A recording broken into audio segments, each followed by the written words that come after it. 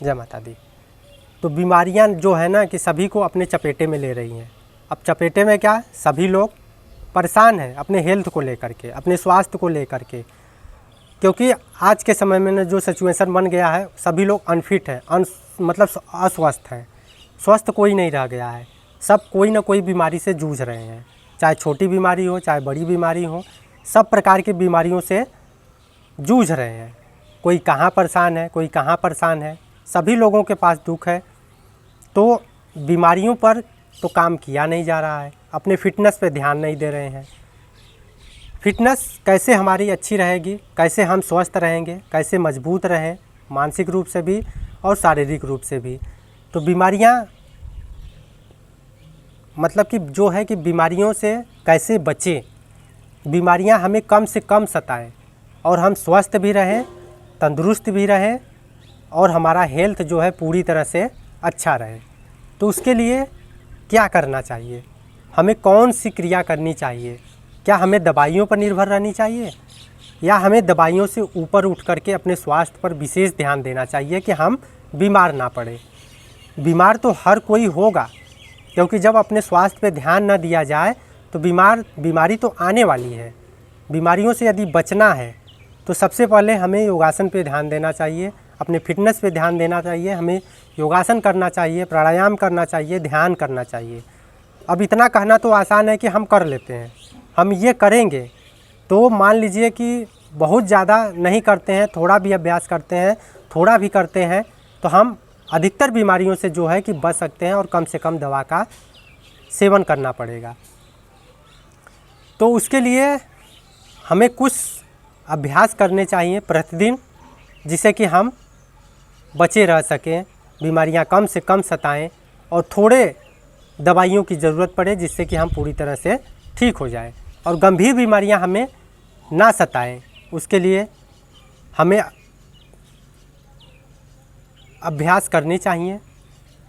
जब हम योगासन करते हैं तो हमारे अंदर एनर्जी उत्पन्न होती है, ऊर्जा का संचार होता है, ऊर्जा का विकास होता है और हमारी इम्यूनिटी सिस्टम जो है ना बेहतर हो जाती है, तो हम कम बीमार पड़ेंगे। जब इम्यूनिटी सिस्टम बेहतर होगी तो हमें कोई बीमारियां छू भी नहीं सकती हैं।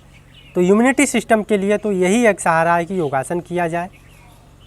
आसन, प्राणायाम, ध्यान, इन सब के करने से जो होता है ना कि बीमारियां कम से कम लगती हैं। अब लोग इस सब चीज़ों पर ध्यान नहीं देते हैं ज़्यादा, वो सोचते हैं इससे करने से कोई फ़ायदा नहीं होता है। लेकिन भैया समझ लीजिए कि इनसे करने से आप बहुत ज़्यादा फ़ायदा मिलता है, बहुत ज़्यादा लाभ होता है, कम से कम बीमार पड़ेंगे। आपकी इम्यूनिटी सिस्टम जो है ना कि बहुत ज़्यादा बेहतर हो जाएगी। जब इम्यूनिटी सिस्टम इतनी बेहतर होगी तो बीमारियां कम से कम लगेंगी और जब बीमारियां लगेंगी भी तो थोड़े से दवा में आप पूरी तरह से स्वस्थ हो जाओगे। तो करना कौन करने जाए, यही तो ख्याल आता है मन में कि आलस से आ जाता है, अब कैसे किया जाए, हम तो पूरी समय कर नहीं सकते हैं।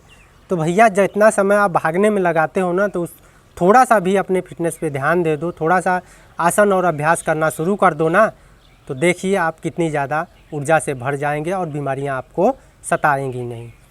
तो बीमारियों से बचना है तो यही एक रास्ता है कि अपने आप पर ध्यान दिया जाए, अपने आप को स्वस्थ किया जाए, अपने आप आसन किया जाए प्रतिदिन। जब हम आसन का अभ्यास डालेंगे, प्राणायाम का अभ्यास डालेंगे, ध्यान करेंगे, तो हमें जो गंभीर बीमारियां हैं वह छू नहीं सकती है।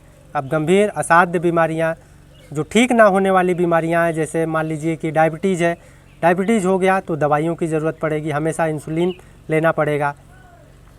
बीपी हो गई तो बीपी की गोली खानी पड़ेगी। तो इन सब से छुटकारा पाने के लिए भैया योगासन तो करना शुरू कर दीजिए।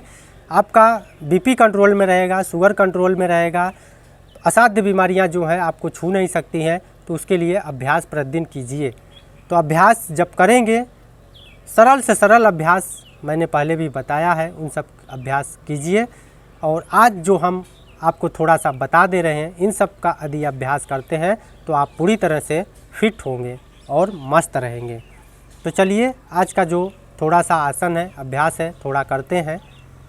तो पीठ के बल लेट जाइए, दोनों हाथों को दोनों साइड में रख लीजिए, इसके बाद अपने एक पैर को, दाहिने पैर को उठाइए और धीरे धीरे घुमाइए।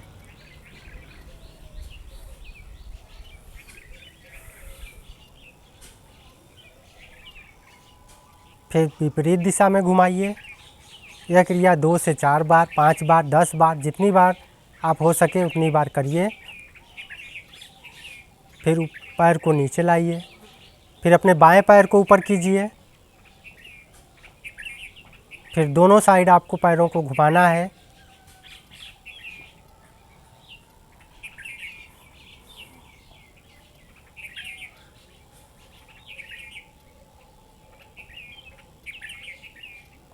इतना तो आप कर ही सकते हैं। फिर पैरों को घुटनों से मोड़िए। फिर आगे ले जाइए।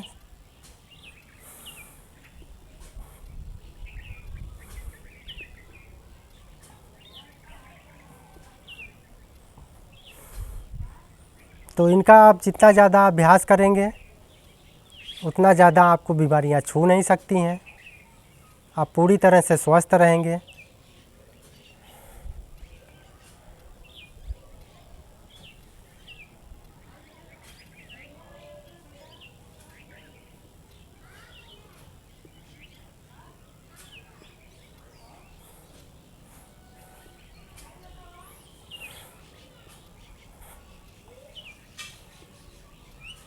तो इन सब आसनों का आप अभ्यास कीजिए। आप पूरी तरह से फिट रहेंगे, स्वस्थ रहेंगे। तो अभ्यास करने की आप जो इसका यदि आप धीरे धीरे अभ्यास करेंगे तो आपको बहुत ज़्यादा बेनिफिट मिलेगा। आप अभ्यास करते रहेंगे तो आप धीरे धीरे करना, जैसे किसी चीज़ की लत होती है ना, जब आसन की लत लगेगी तो आप स्वयं बिना करे रह नहीं सकते हैं। तो आपने इस करने की क्रिया का, आसन का आप रोज़ सुबह प्रैक्टिस कीजिए, अभ्यास कीजिए, आप खुद ही करना